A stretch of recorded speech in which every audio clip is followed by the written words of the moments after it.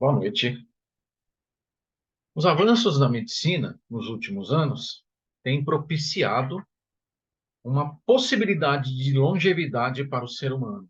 Todo dia, quando a gente entra na unidade de terapia intensiva, a gente acaba encontrando muitos pacientes entubados, sob ventilação mecânica, ao mesmo tempo em hemodiálise, ao mesmo tempo utilizando drogas vasoativas. Isso acaba levando, então, a um prolongamento da vida. Hoje em dia, o indivíduo já consegue chegar aos 100 anos, praticamente. Hoje em dia, nós tratamos pacientes que têm em torno de 100 anos, né? Então, esses avanços realmente foram notáveis. Mas a que ponto a gente consegue manter um paciente vivo? Qual a qualidade que a gente consegue oferecer para ele? Isso é muito importante quando a gente discute. Discutir morte não é uma coisa muito fácil. Eu lembro que esse filme foi um filme que o Brad Pitt estreou, era o filme Encontro Marcado, no qual ele fazia justamente o papel da morte, né? Um indivíduo bem apessoado, bem bonito, né? Nesse filme. Mas a morte não é tão bonita assim, porque existe um tabu muito importante. Por quê? Porque nós, na sociedade judaico-cristã, interpretamos a morte como um castigo, né? Então, pouco se discute com a morte. Na verdade, a discussão da morte é um tabu em si, né? Ah, mas como é que a gente pode mudar isso? Como é que a gente pode entender isso? Talvez seja o momento da gente discutir a boa morte, né? E lembrar que nós somos impermanentes, né? Todo dia que passa, todo minuto, desde o início do nascimento, o nosso corpo vai se desgastando. Vamos perdendo células, vamos perdendo agilidade. A partir dos 30 anos, nós começamos a envelhecer praticamente, né? O corpo, a vida, ela é impermanente. Se a gente for discutir cuidado paliativo, a gente vai perceber que cerca de 75% daqueles pacientes que precisariam receber cuidados paliativos ao final de vida acabam não recebendo. E muitos acabam morrendo com dor, com falta de ar, cansados, ligados a um ventilador mecânico e morrem dentro de uma UTI, né? Muitas vezes separados da sua própria família e dos seus entes queridos, num ambiente frio. Se a gente pudesse colocar, se cada um de nós pudesse escolher o que quer em vida, talvez fosse mais fácil, né? E não chegar a esses extremos, como eu estou colocando aqui, como vocês podem ver, de pessoas que tatuaram nas suas peles justamente o que não querem que seja feito com eles. Eu vou contar uma história rápida aqui, que é uma história bem interessante, que aconteceu comigo, que é a história do meu pai. Basicamente, o meu pai, aqui junto com a minha mãe, era um judeu, eles eram judeus egípcios. No ano de 1959, com a guerra contra os árabes, todos os judeus do Egito tiveram que sair. E eles ficaram com medo que acontecesse aquilo que poderia ter acontecido com os judeus na Europa. E eles acabaram tendo que vir para o Brasil. E aqui está uma foto do meu pai e da minha mãe, justamente durante esta viagem. Essa foto foi em Roma, na Itália. Meu pai é esse da esquerda. Meu pai viveu muito bem aqui no Brasil com minha mãe morreu antes dele. Ele viveu até os 95 anos.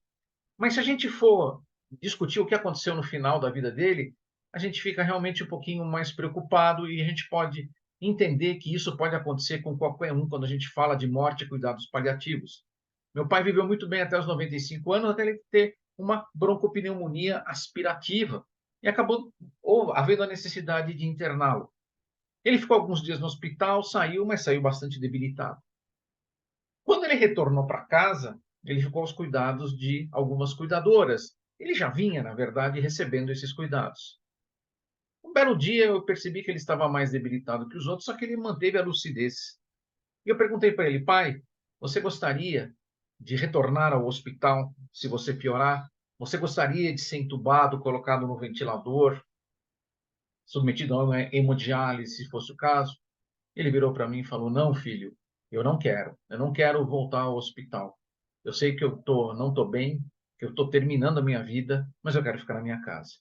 Efetivamente foi o que eu fiz. Ele ficou em casa, e ficou sendo cuidado.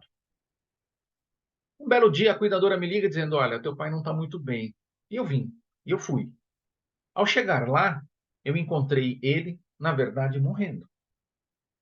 Na verdade, meu pai estava morrendo naquele momento. E eu fiquei ao lado dele até ele morrer e falecer.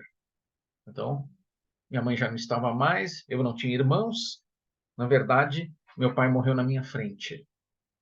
Meu pai morreu na minha frente serenamente, tranquilo. Só que aí as peripécias começaram. E o porquê disso? Porque meu pai morreu num apartamento no 14º andar de um prédio. Logo em seguida que meu pai faleceu, o síndico me ligou dizendo: olha, nós vamos ter que abrir um BO. Eu falei: por quê? Porque o seu pai morreu dentro de casa e ninguém morre dentro de casa. Temos que abrir um BO para ver o que aconteceu. E eu expliquei para o síndico que meu pai estava em cuidados paliativos, que não haveria necessidade de abrir um BO.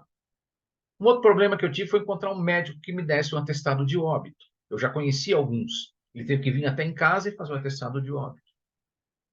Mas o problema mais triste foi o momento em que eu tive que descer com ele do apartamento para o caixão no carro da prefeitura. Tivemos que colocá-lo numa cadeira de rodas, ele já estava com uma rigidez cadavérica após cerca de 4 a 5 horas até tudo acontecer. E eu tive que descer com meu pai dentro do elevador, sentado na cadeira de rodas com o corpo dele, né, todo rígido. E ajudei o rapaz da prefeitura a colocá-lo dentro do caixão. Achei que fosse superar isso, já que eu era médico e, inclusive, especialista em cuidados paliativos. Mas lembro-me que depois de tudo isso, eu acabei entrando numa depressão profunda, na qual tive que me tratar. Então, quando a gente fala sobre cuidado paliativo, a gente tem que lembrar algumas coisas que são muito importantes, né? A morte não é fácil, mas ela pode ser, sim, interpretada de uma outra maneira. Tenha empatia e compaixão. Coloque-se no lugar do outro. Viva a vida como ela deve ser vivida. Não deixe para depois as coisas que você pode fazer naquele momento. Não seja egoísta. Essa é a principal lição que eu quero deixar nessa aula, os principais ensinamentos para vocês levarem. Lembrar que a morte faz parte da vida. Então, lembre-se bem disso. Muito obrigado.